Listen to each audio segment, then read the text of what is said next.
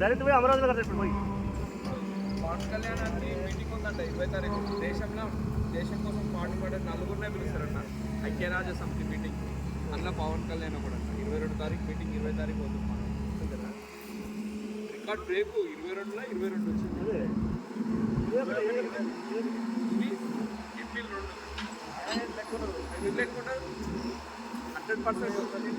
Voting అన్నాడు 21 హైదరాబాద్ కూడా 21 అంటాడు. ఎవరు గెలవలేదు. బరాబర్ కొట్టేది కాబట్టి వాడు అయితే కాదు